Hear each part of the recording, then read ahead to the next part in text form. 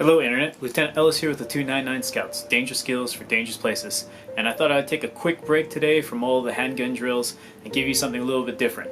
Alright, for today we're going to be giving you a practical exercise on range estimation. Allow you to break a little bit of a mental sweat as well as a physical sweat.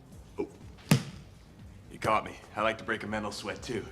Now, with range estimation, obviously if you've got a capable laser rangefinder, that's going to be ideal. It's going to be the simplest and the easiest way to do this. But if you're at sniper school, or there's going to be environmental considerations where you're not going to be able to use a laser rangefinder, this is a good tool in your toolbox to have so you can fall back on it.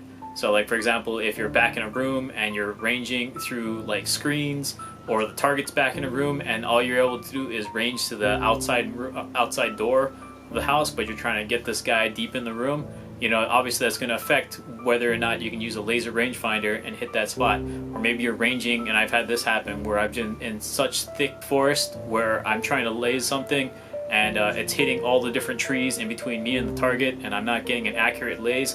I definitely want to back that up with running the mil-relation formula on the target to check my numbers.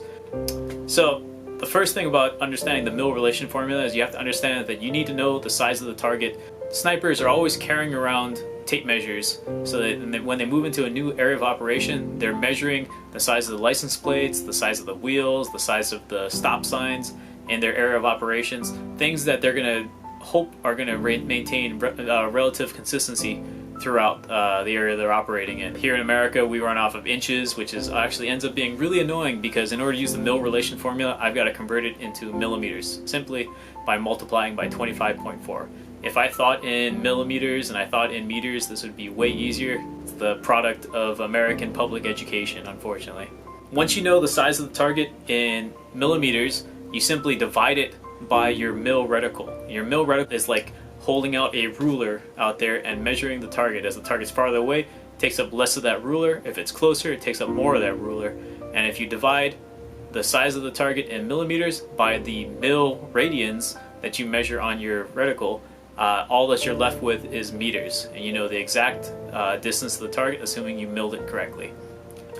Keep in mind, if you are firing from an up or down angle, you're going to have to do some additional math using cosine and a little bit of light trigonometry in order to make sure that you're getting the accurate range. But for now, let's just assume that your target is flat, and this is a flat shot. You're on the same level plane, so we're not going to mess with any of that kind of stuff. Alright, so here's your practical exercise.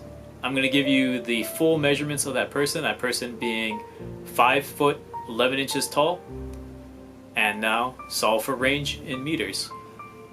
Just a reminder, you're going to multiply the size of the target in inches by 25.4 to get millimeters, and you're going to divide that by whatever mil reading you obtain. Try to get as accurate as you can to the 100th place if possible.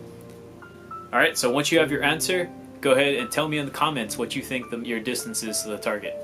Shout out to Jeff of Hawaii Krav Maga, who is brave enough to stand down range of you maniacs while you range them. Jeff also has a YouTube channel, the link is in the description. If you're in the Honolulu area, I highly recommend you check out his class. He teaches short, practical techniques, vicious, brutal stuff. It's routinely pressure tested right there in class. Let me know in the comments if you guys want to try different drills or you want to learn anything else. I'll go ahead and make you guys a custom video from the confines of our 299 Scouts Research and Development Facility. Alright, take care.